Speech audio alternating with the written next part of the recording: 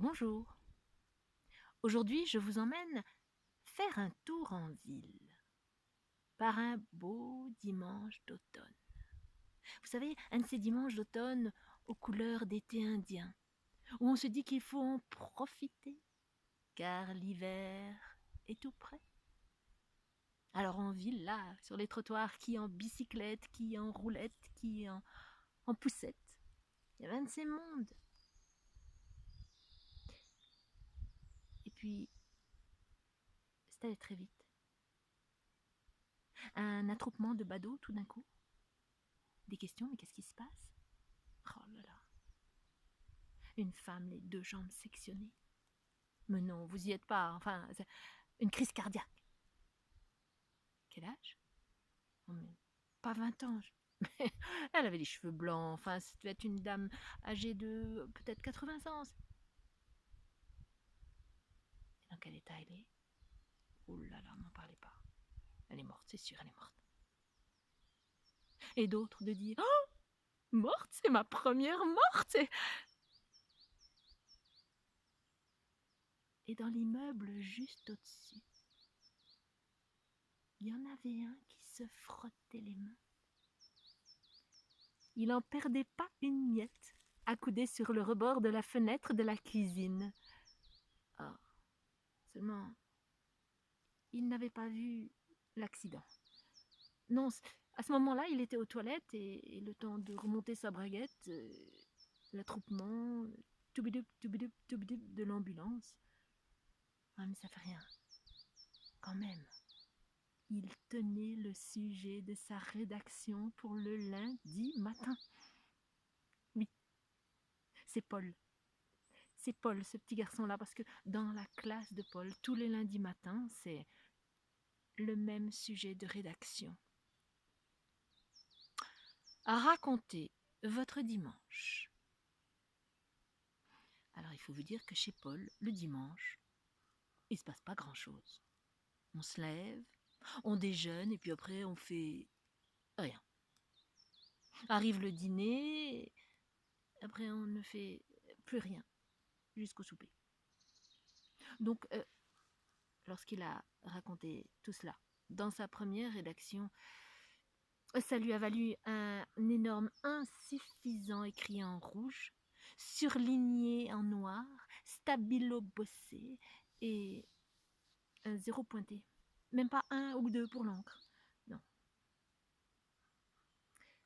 Le dimanche suivant, quand la maman de Paul a commencé à découper le gigot dominical, elle s'est entaillé le doigt. Oh, pas grand-chose, mais oh, ça a commencé à saigner, à saigner, à saigner. Et puis le sang a fusé sur la nappe blanche. La petite sœur de Paul était toute affolée. Ah, maman va mourir. Et puis la mère de tourner de l'œil, parce que rien que de voir du sang, elle se sentait mal. Le père d'éponger avec sa cravate et de demander à Paul où était la trousse de pharmacie. Bon sang, enfin, laquelle trousse était sous le lit de Paul parce qu'il avait joué avec la petite voisine la veille au docteur. Enfin quand même. Là, il a eu des choses racontées dans la rédaction du lundi suivant, juste le lendemain, et ça lui a valu un 4. Ah, bien sûr, 4, c'est pas le nirvana. Mais la maîtresse a écrit quelques erreurs de style, mais encourageant. Et c'est à partir de là que Paul a compris qu'il fallait qu'il se passe quelque chose chez lui le dimanche pour tenter sa chance le lundi et essayer d'avoir une meilleure note pour sa rédaction. Le dimanche suivant. Le dimanche suivant, il a poussé sa petite sœur du haut des escaliers, roulé-boulé, contusion, les urgences. Et... ouais, quand même, ça lui a valu 4,5 à la rédaction suivante. La semaine d'après, il a mis de la poudre à laver dans le cacao de son papa. Il est passé par toutes les couleurs de l'arc-en-ciel, centre antipoison. Il a vomi tout ce qu'il a pu. 5. C'est là qu'il a essayer de viser l'excellence, le 6. C'est là qu'il a eu cette idée de placer un pot de fleurs sur le rebord de la fenêtre de la cuisine, en attendant qu'un coup de vent le fasse tomber, avec l'espoir qu'en dessous, quelqu'un se le prenne sur la tête. Bingo! Le coup de vent est passé, seulement c'était le moment où Paul était aux toilettes. Du coup, il n'a pas vu l'accident, mais par contre, les badauds, l'ambulance, les cris, les commentaires des gens, oh, il avait bien assez de matière pour la rédaction du lundi matin. Et ça valait certainement un 6, c'est sûr. Peine perdue. Le lundi matin, une remplaçante. Et la remplaçante a remplacé la rédaction par un cours de conjugaison.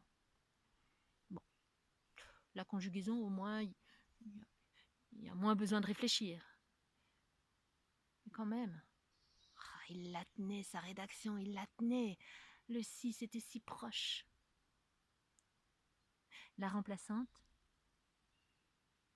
a dit aux enfants de copier la phrase qu'elle allait écrire au tableau à tous les temps de l'indicatif et du subjonctif. Regardez bien et conjuguez-moi cette phrase. Votre maîtresse est à l'hôpital. Elle a une fracture du crâne.